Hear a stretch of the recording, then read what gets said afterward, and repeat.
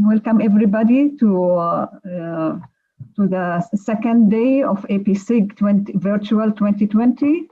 Our session title, The Access, Gender and the Digital Divide. I will be introducing the speaker in the order of their presentation. We have thankfully to them being part of this program. We have Atsuko Okuda she's the regional director at the International Telecommunication Union (ITU) for the Office of Asia and the Pacific. She will be sharing with us the practical experience that address the main barriers for youth and girls of entry into STEM programs and ICT industry to help them pursue their career and to ensure that women and girls are not left behind. Then we have the other two are from the Association for Progressive Communication, APAC, APC, Namita Afriti. She's the Women Rights Program co-manager. Then we have also Marwa from APC as well. Marwa Azlimat, she's the Women's Rights Policy Advocacy Coordinator.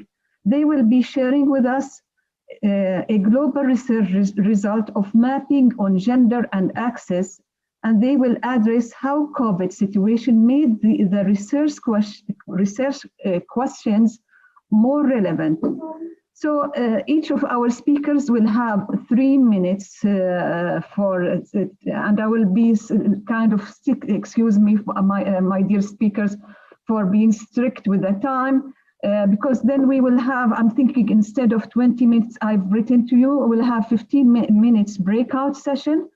Then when we assemble to have the wrap up and the finding, the discussion, and have more lively discussion together at the end. Thank you. I will start with Atsuko Okuda. The floor is yours. Thank you.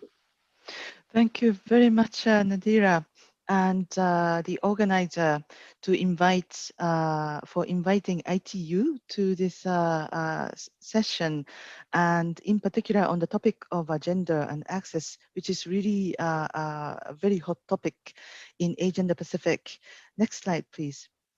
So very briefly, I would like to talk about the current status of where we stand in terms of the access and at a very, very high level. As you can see on the screen, despite the fact that there is a high level awareness and recognition that the digital connectivity and technology is critical, especially at the time of COVID-19, there is still a significant variations or so-called digital divide across the countries and across the societal groups within a country. So on the left-hand side, you can see that the fixed broadband subscription cost varies. The Broadband Commission benchmark is 2%, and ASEAN countries, South Asia and the Pacific, despite the fact that there was a progress, is still beyond the benchmark. And the same is can be said on the broadband, mobile broadband subscription, but this is a bit better. And on this, for this session, I believe that the gender digital divide is quite important. I'm just highlighting that as you see on the right-hand side, some sub-regions are doing well, but there is so much that we still have to do in the ASEAN sub-region, Pacific and South Asia. Next slide, please. So in recognition of the challenge that we are facing, we have a dedicated thematic program called Digital Inclusion, and the ITU Global Mandate is to connect the 3.9 billion people who are not connected.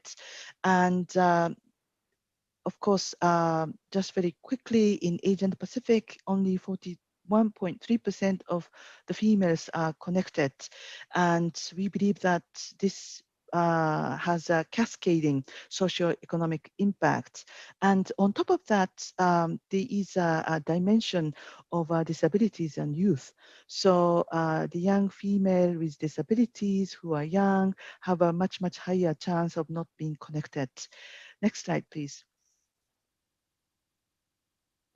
And one of the initiatives that we are implementing to address the challenge is the equals. It's a global partnership to address systematically and comprehensively the gender digital divide through access, promoting the leadership and building the skills and leveraging the research.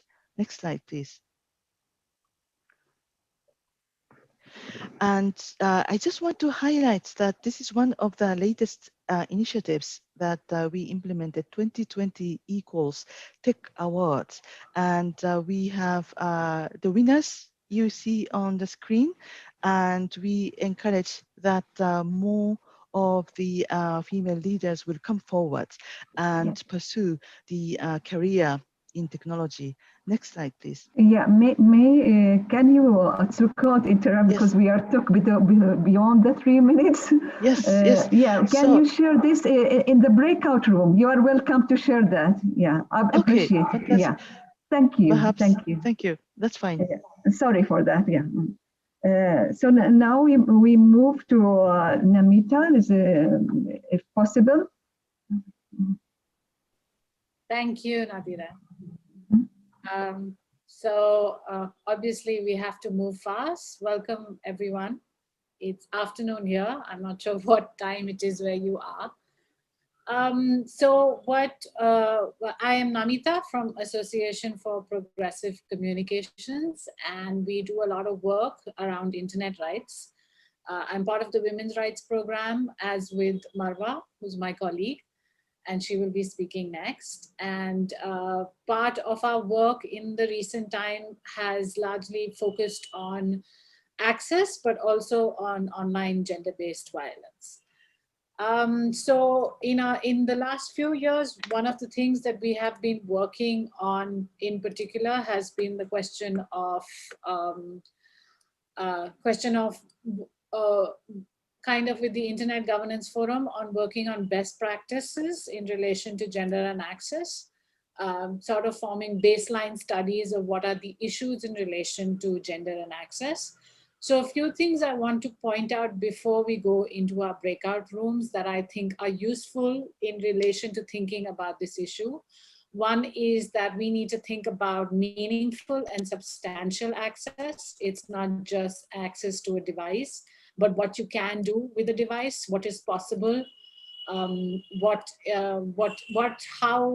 digital literacy plays a role, and what is your level of ease with access. So for instance, if we look at the quote from Manuel Castells, who's coined the phrase network society, it's not just about diffusing the internet or putting more computers in the school that amounts to social change. It depends where, by whom, and for what communication and information technologies are used. So just to kind of lay that out right in the beginning, that we have to think about meaningful and substantial access. And as we all know, and I think even Lisa Garcia from Philippines has spoken to you about access. And as Atsuko's slide showed, there is already a substantial gender digital divide. But one of the things to keep in mind is that men experience similar barriers, but women experience those same barriers more acutely. So if there is public Wi-Fi, it's also about how accessible it is to women, what public space is it put in, and how do you get there? So questions about ability and other forms of intersectional barriers as well. Are my 3 minutes up? No, not yet. A few seconds. We have 20 seconds. Okay. So I think one of the things that I also will probably develop on in the breakout room is the question of social, economic, and cultural barriers that are specific to women and people of various genders. So the first, to also think about gender as beyond male and female would also be one thing to think about, but also in the sense of what are the social and cultural barriers that happen in relation to gender and access. Thank you, Nabita. And happy that you already laid the floor for the discussion. Let's see, Marwa, what we have to share here also. Thank you, Nadira, and everyone for the invitation. Okay, so I'll just be brief to make use of my time. So this is Marwa from the Association for Progressive Communications. I'm also part of the Women's Rights Program, but I'm more working on policy advocacy issues. And so I know that this topic around gender and access is very broad, but today I want to be, I want to focus on the feminist principles of the internet from a policy perspective. So just in 2018, just over half of the world connected to the internet for the first time. This year, the value of that connectivity was tested by the world's transition to an era of physical distancing. So the digital divide remains, but it's not just about the affordability of data. So in addition to how much it costs, the quality of someone's connection can define their online experience.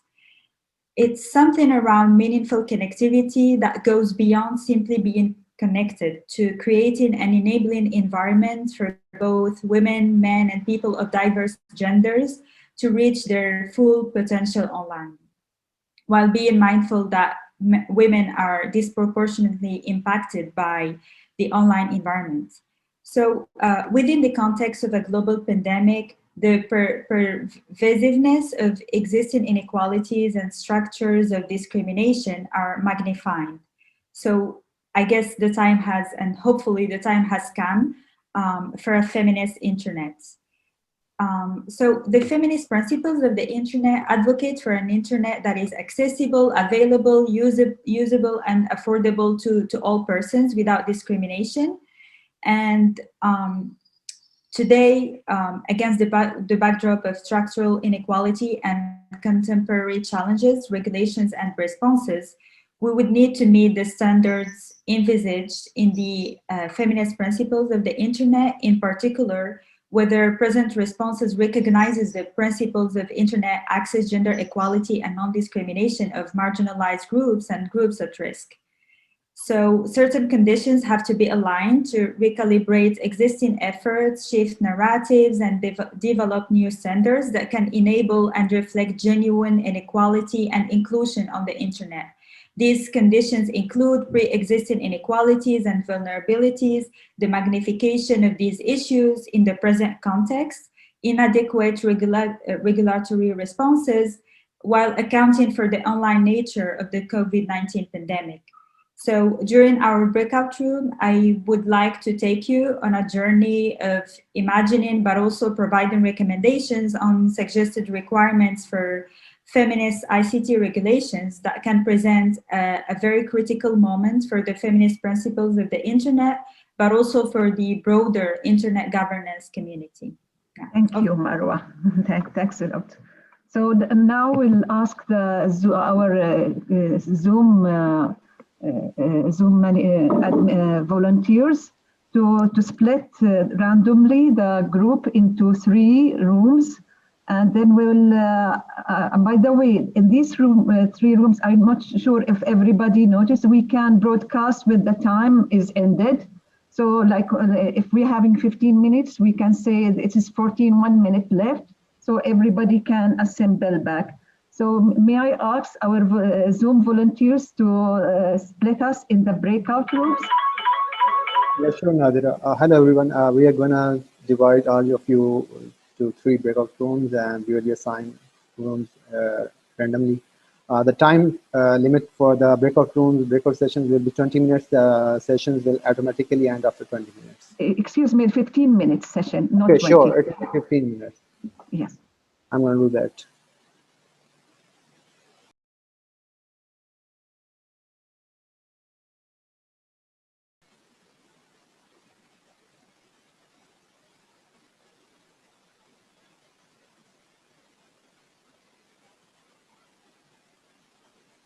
how the project went. Thank you, Otsuka. Nice meeting you. Nice meeting you too, and all the best with the rest of the sessions. Thank you. Thank you. Thank you. Bye. Bye-bye.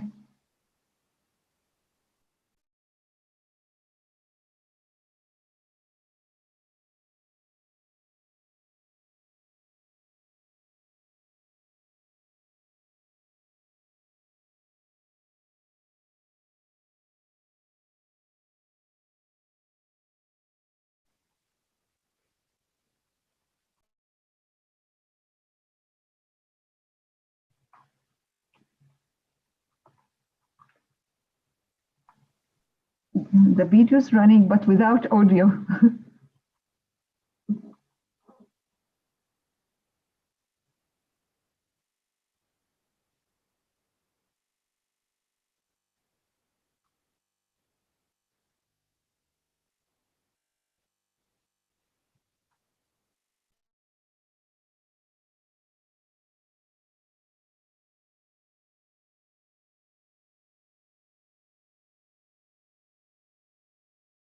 Because sometimes it is fun for me, but it's not okay for my friends. And I think I will tell anyone that don't share silly photo of your friends, and please share just the good thing indeed.